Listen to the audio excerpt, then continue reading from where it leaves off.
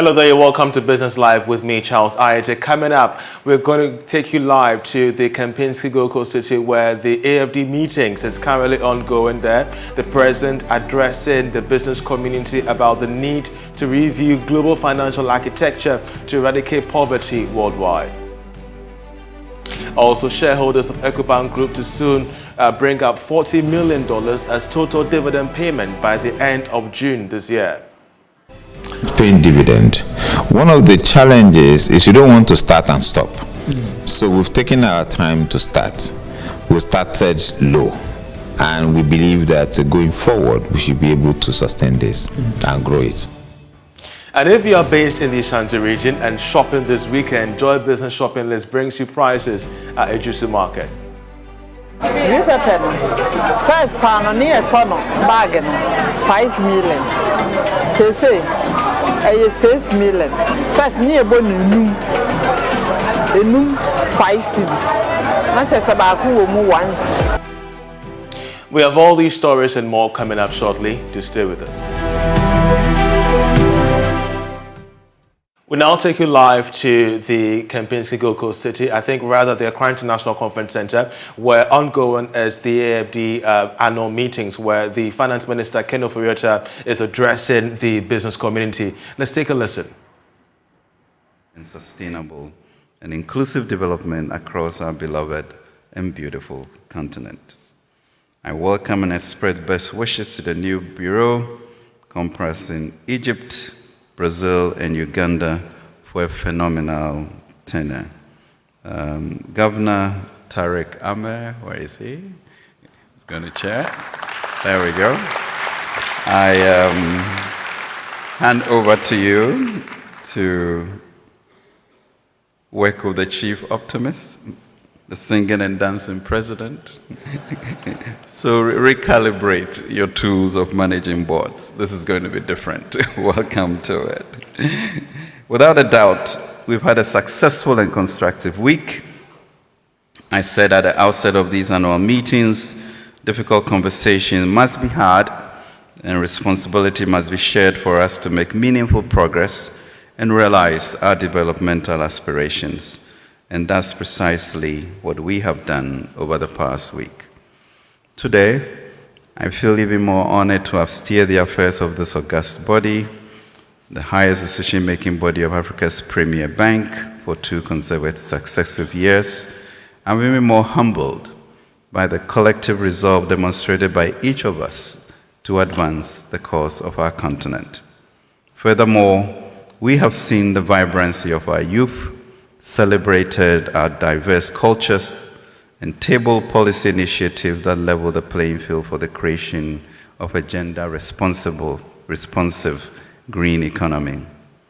I also note of high satisfaction that we have collectively come to the table to proffer solutions to address the multiple challenges that confront us.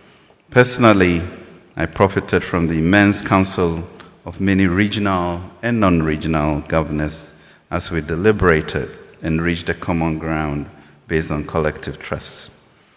We are, of course, meeting at a difficult time in global history.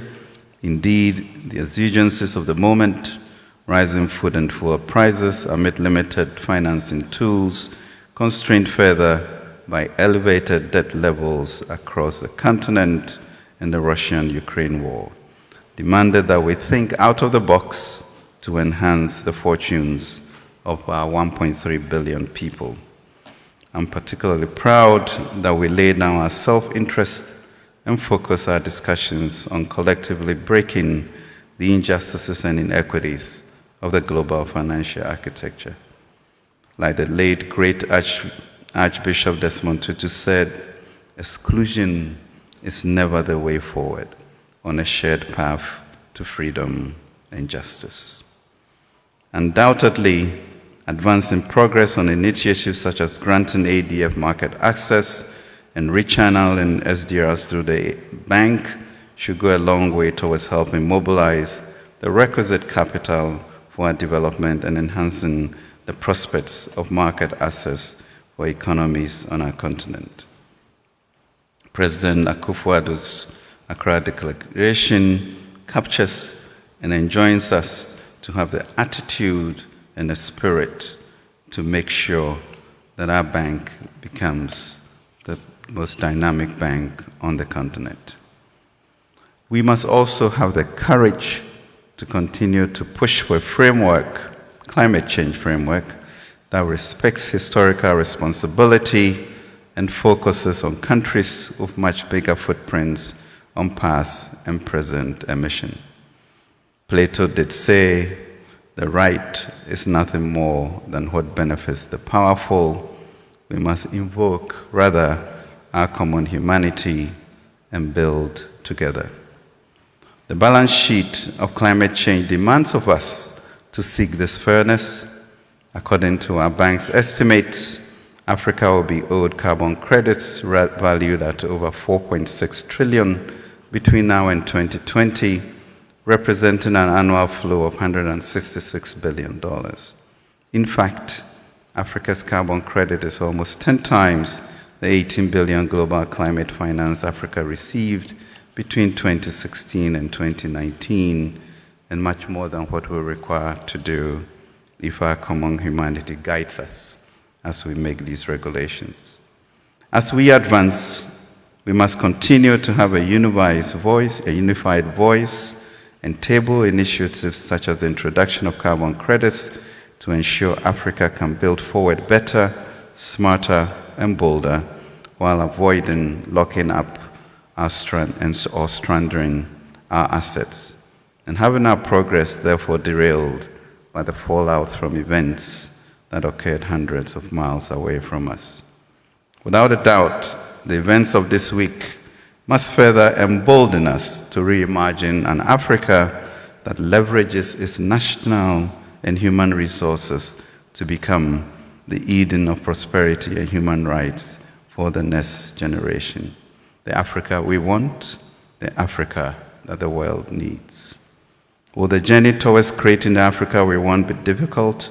Of course, but let us heed the words of our great Pan-African and our first president, Dr. Nkrumah, whose 50th years of passing we celebrate this year.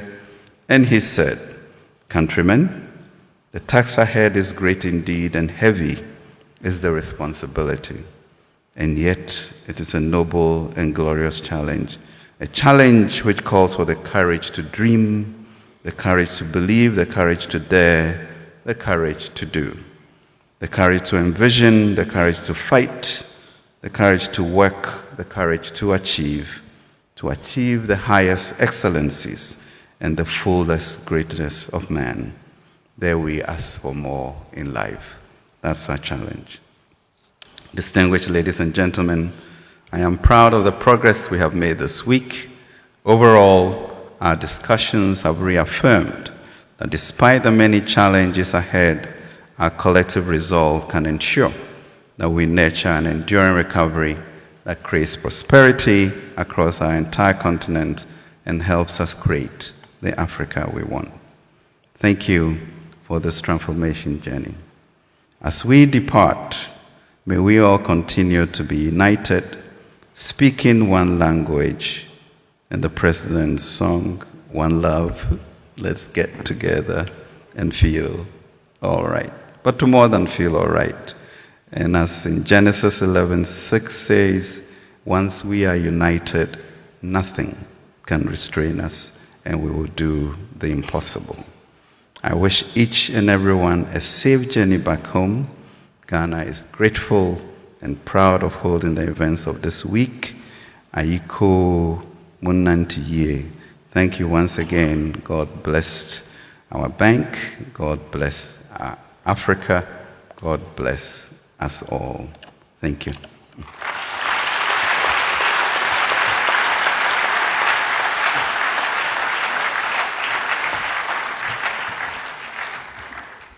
Thank you very much, Chair. At this juncture, we invite the new Bureau to the podium. May I ask protocol to lead the new Bureau. Egypt as the chairperson, the next chairperson of the Board of Governors.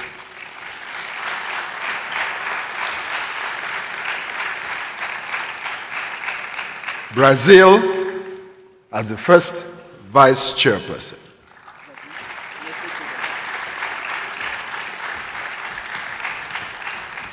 Uganda as the second vice chairperson.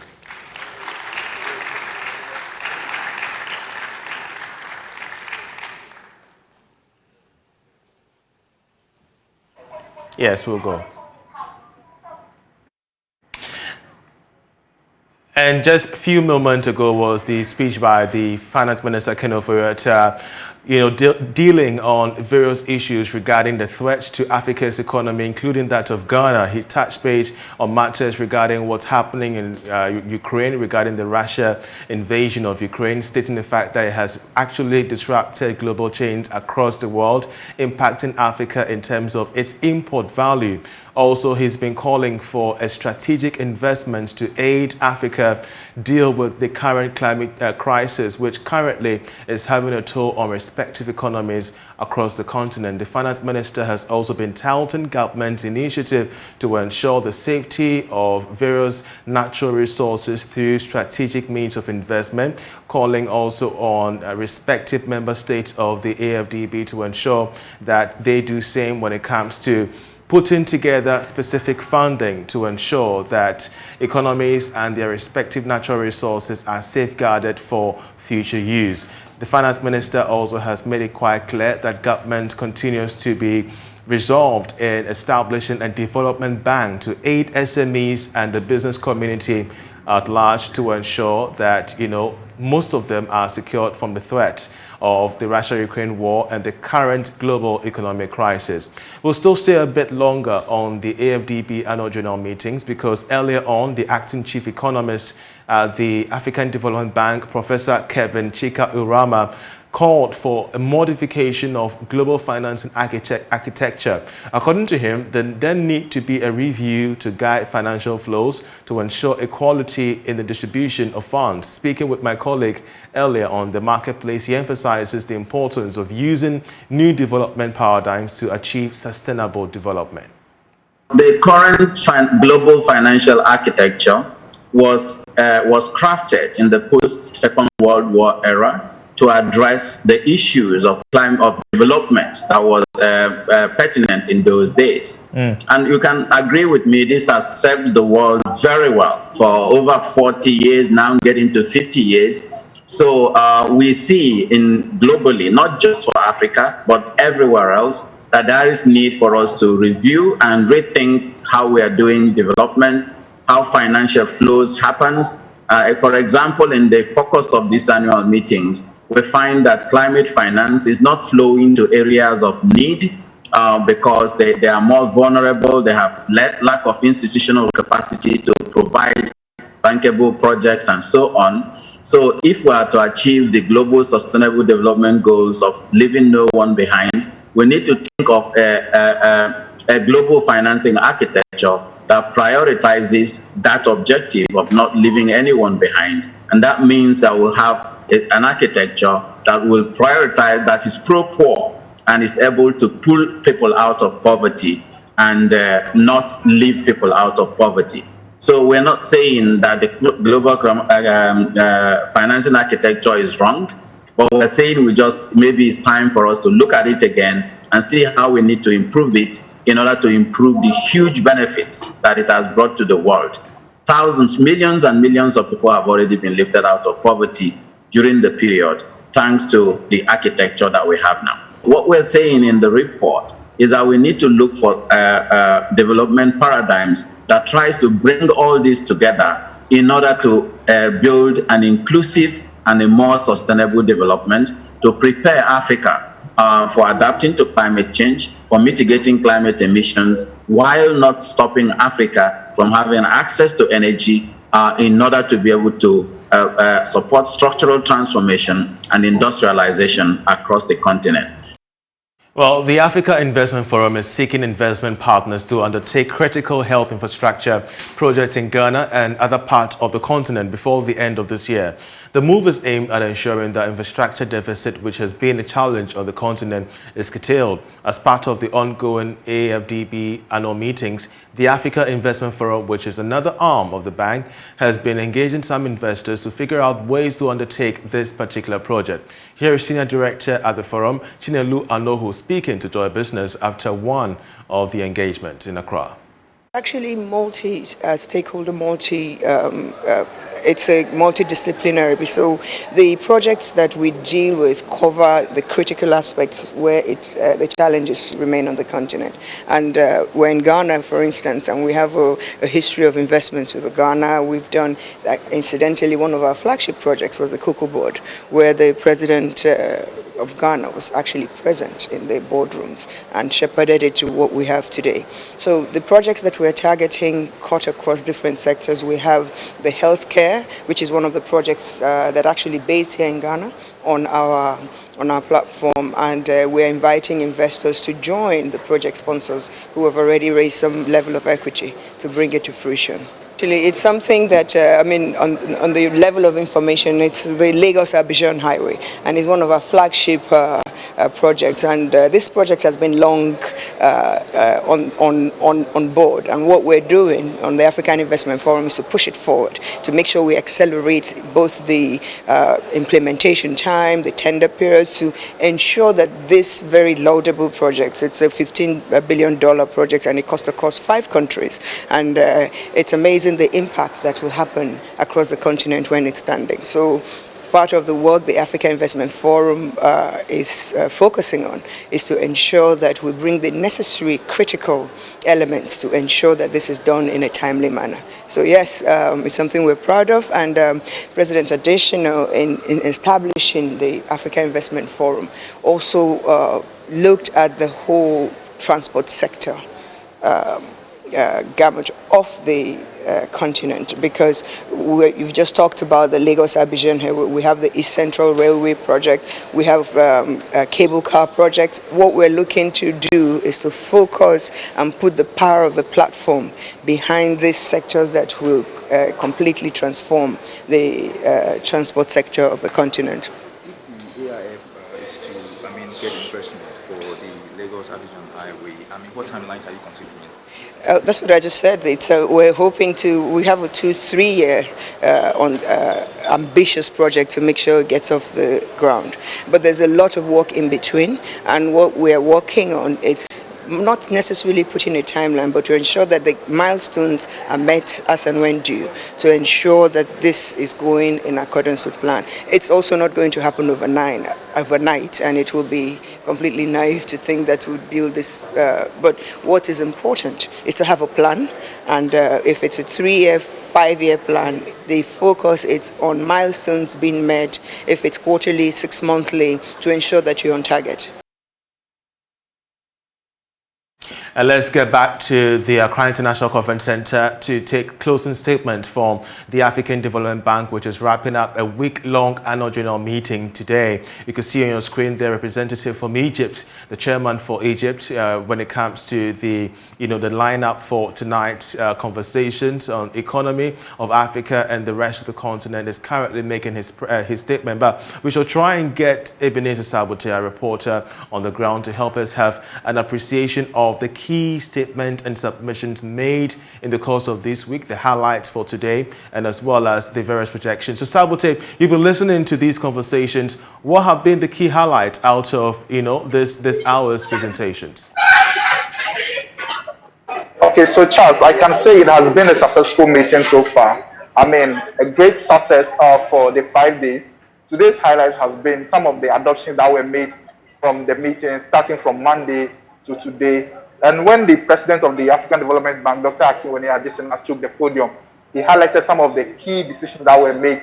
Like allowing the African Development Fund to go to the capital market, to leverage each $25 billion to get some $33 billion into each fund. And then also the agreement that they signed with the UK for some $2 billion to the bank be able to support initiatives. And the governor for Egypt, and his governor Tariq, he takes over as the chairman of the board of governors of the African Development Bank. He takes over from Honorable Ken Ofori-Atta. And by that, next year, it means that Egypt is going to host the African Development Bank annual meeting 2023. So that is acceptance speech over there. And this is also part of the, highlight of the event that took place today. They voted to get a new chairman for the board of governors, and we are expecting the vice president to give a speech very soon. Great, and I think at this moment we could listen into the incoming chairman from Egypt of the AfD. Let's listen to him as we wrap up the bulletin. Was with expertise.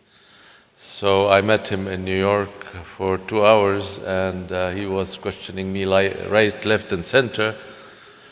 And what he said when he was shaking my hands, he said, "You have the passion and the mind." So I realized at that time how important the drive and the passion is in whatever we are doing.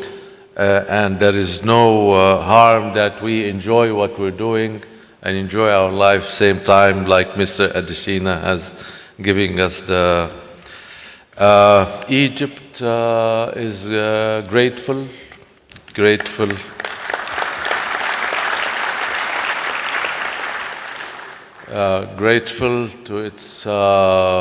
partners and brothers, to its African community. Egypt extracts a lot of pride in its heritage that started all its development in the Nubian area in southern Egypt, very close to Sudan. And the Egyptians are very proud of this heritage, and they continue to connect and define themselves based on this heritage. And therefore, this is how we are connected to our continent. Of course, Egypt has also experienced many waves of cultures because of its position at the very northern part of Africa. So many cultures tried to explore Egypt. So we had the Romanian empire that came to Egypt, and they had, I think, a great time. And I think, as I understand from stories, they got married to our queen, and then we had influences from Europe, influences from the United Kingdom, from the British Empire, from the French Empire. We had influences from the Italians, from the Greek, from the Armenians. But also we had the major influence that really stayed with us beside our Nubian heritage was the Arab Islamic influence.